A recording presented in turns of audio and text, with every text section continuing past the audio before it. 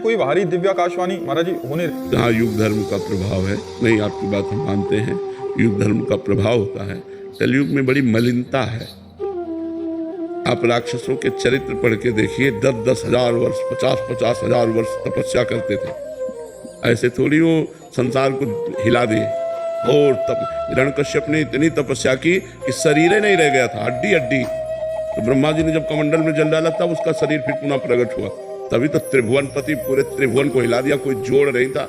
ऐसे वरदान मांगे कि केवल सिर्फ भगवान ही मार सकते थे, दूसरा कोई उपाय नहीं। भगवान ने फिर नरसिंह रूप रख करके, तो पहले क्या था कि बड़ा पवित्र वातावरण था, तो राक्षस भी पवित्रता से तपस्या करते थे। और अब तो देखो, अधिकतर संध्या नहीं करते, बंधन नहीं करते, शराब पीना और यहाँ तक कि मांस खाना, ये सब बातें आ रही समाज में कि नहीं आ रही? बड़ा समय विचित्र है।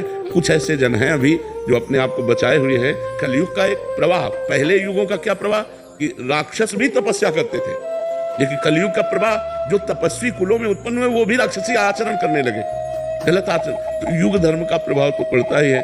तो आकाशवाणी तो दिव्य होती है ना, जब तक दिव्य नहीं होगा तब तक वो दिव्य वाणी को सुन नहीं सकता। दिव्य नेत्र नहीं होंगे तो दिव्य दर्शन नहीं हो सकते। देखो, आज जो बड़े बड़े योगियों में भी नहीं है, वो राक्षसों में होता था। बहुत रूप धारण कर लेना, मतलब 1000 रूप धारण कर लिए तो 1000 रावण दिखाई दे रहे हैं। भगवान राम के सामने माया चलाई उसने। दूर की बात सुन लेना, ध्यानस्थ होकर के बात जान लेना, बड़ी बड़ी तपस्याएं, बड़े बड़े योग साधन, युग धर्म का प्रभाव कि दैत्य लोग भी करते थे। और आज सुनते हो क्या कि किसी को भ्रष्ट करने के लिए अप्सरा आई? तो हिया मानुषिक माया से ही नहीं बच पाते, तो आसुरी माया या दैवी माया की तो बात जाने दो।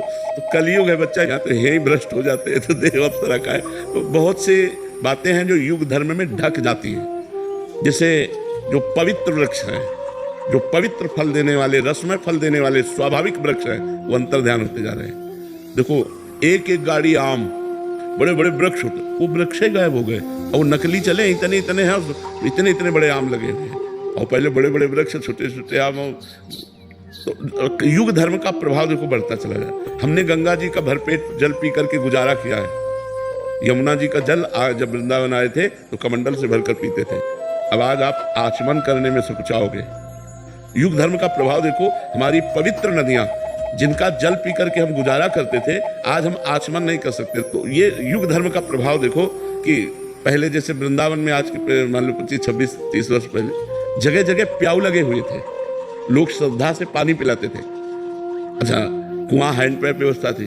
अब आज आप वृंदावन में परिक्रमा लगाए, अगर प्यास लगी तो 20 रुपया की बोतल लीजिए, प्यास बुझाइए, आपको पानी। बहुत बड़ा परिवर्तन युग धर्म का होता चला जा रहा है। अच्छा, अभी तो 5-6 हजार वर्ष हुए हैं और 4,32,000 वर्ष कलयुग की आयु है।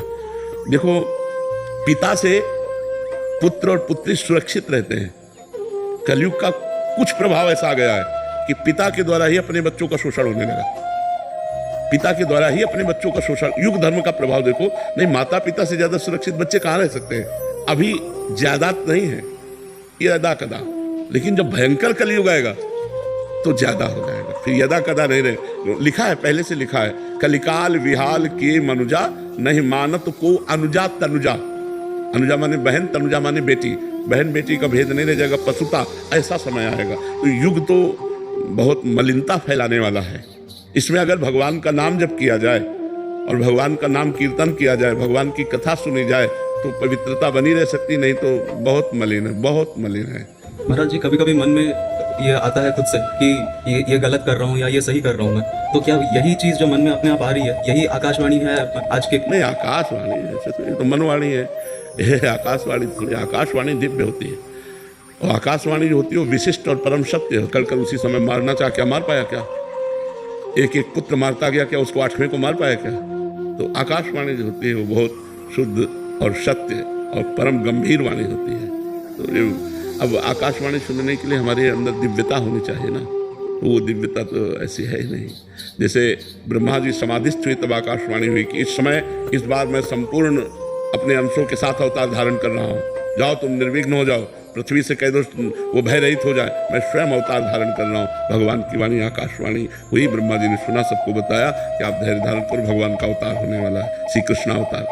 तो भगवान की जो आकाशवाणी कई तरह की होती है। एक देववाणी, एक ऋषिवाणी, एक विधाता की वाणी और एक ब्रह्मवाणी, भगवत वाणी। अलग अलग आकाशवाणी का स्तर है। अब जैसे देववाणी को तो सुन लिया कंस ने, देववाणी ही थी, विधान के अनुसार वो वाणी हो रही थी, लेकिन भगवत वाणी नहीं सुन पाएगा। भगवत वाणी जब ब्रह्मा जी को सुनना हुआ तो समाधिस्थ हुए, सबको नहीं सुनाई दी। वो जब समाधि में पहुंचे तब सीधे ब्रह्मवाणी सुनाई दी, मैं अवतार लेने आ रहा हूँ, तो अवतार भगवान ने लिया। तो ये युग धर्म, इसका एक बहुत बड़ा गुण है कलयुग में। जो 10-10 हजार वर्ष पहले तपस्या करने पर लाभ मिलता था, 24 घंटे तपस्या करने पर लाभ मिल जाएगा। अगर दोषों की खान है तो गुण की भी खान है, क्योंकि हम लोगों का जन्म से लेकर के आयु 80-100 तक है। वहाँ तो पता चला 20,000 60,000 वर्ष तक तपस्या किए, तो आपने तो 60,000 वर्ष में ले जाने कितने बार जन्म मर लेंगे। तो ये कलयुग में विशेषता है कि 24 घंटे तप करने पर जो लाभ मिलता है वो 10,000 वर्ष अन्य युगों में तप करने पर लाभ मिलता था।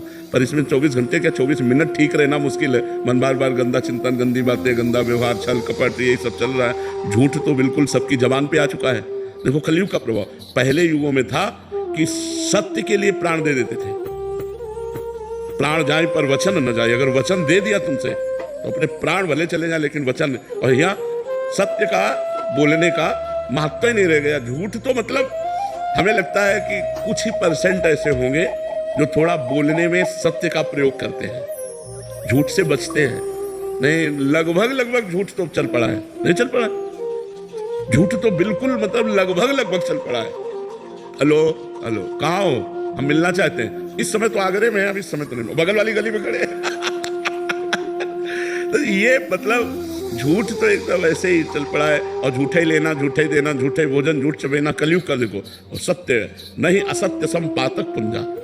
झूठ के बराबर पाप नहीं, झूठ बराबर पाप नहीं, साच बराबर तप। और जाके हृदय साच ताकि हृदय आप। तो भगवान सत्य पर, तो अब देखो कहाँ सत्य बोलना रह गया।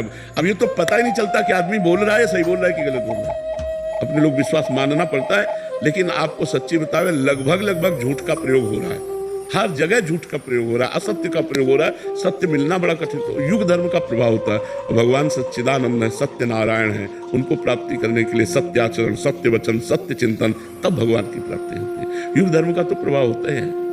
पहले जब साधु महात्मा तपस्या करते थे तो अप्सराएं आती थी। बोले अमुक संत का अमुक अप्सरा है। जैसे विश्वामित्र के पास मेनका आई, किसी के पास उर्वशी आई, किसी का। कलयुग में तो नहीं सुन रहे, जरूरत है नहीं।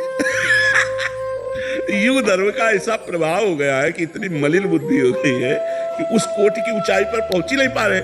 जिस कोटि पर ऊंचाई पर पहुंचना है तो उस कोटि की ऊंचाई पर वो प्रश्न आता है। तो बहुत बस ऐसे, इसीलिए हम कहते हैं राधा राधा रटो, नाम जप करके कलयुग केवल नाम आधारा, सुमिर सुमिर न रूप रह पारा। भगवान का नाम ही महामंगल में है, जो कल्याण कर देगा, जो परम लाभ प्रदान कर देगा। बहुत विचित्र है कलयुग का, बहुत विचित्र स्वरूप है। ये तो भगवान की कृपा कहो कि नहीं, कलयुग ने ऐसा मिटिया मेट मतलब हाथ। अब तुम्हें शास्त्र पढ़ने का समय नहीं है, शास्त्रों में विश्वास नहीं है, संतों पे श्रद्धा नहीं है, तो तुम्हें बचाएगा कौन? तुम्हें डांटेगा कौन? तुम्हें सुधारेगा कौन?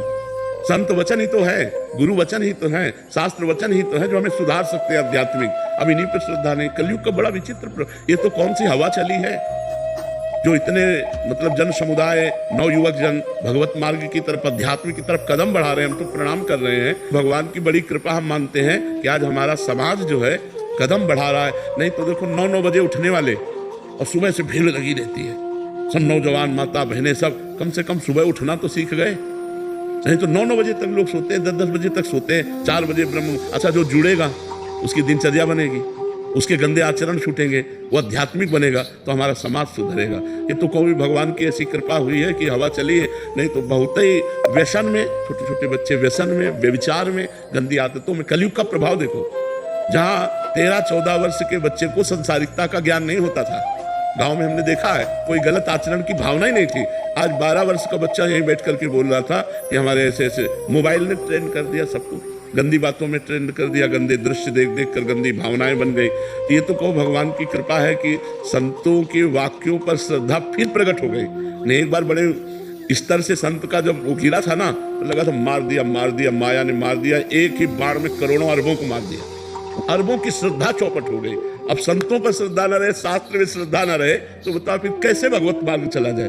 भगवत मार्ग, अध्यात्म मार्ग चलने के लिए तो यही बात है कि संतों पर श्रद्धा हो, शास्त्र पर श्रद्धा हो, तब जाके भगवान पर विश्वास हो। भगवान दिखाई तो देते नहीं, संतों के वाक्य और शास्त्र वाक्यों का आधार लेकर हम भगवत मार्ग में चलते हैं, क्योंकि ना भगवान को देखा है ना भगवान से मिले। तो हम इन संतों और शास्त्रों के वाक्यों पर हम विश्वास करते हैं, तो हम भगवान की प्राप्ति के मार्ग में अग्रसर होते हैं, और भगवान की प्राप्ति के मार्ग में ही गलत आचरण छोड़े जा सकते हैं। संसार में तो मनोरंजन है, संसार में मनोरंजन है, आज इसके आज ऐसे आज वैसे, और जब अध्यात्म में चलोगे तो ये पाप है, तो आप डर गए, आप गंदे आचरण छोड़ दिए, अच्छे व्यक्ति बन गए, तो मनुष्य जीवन का लाभ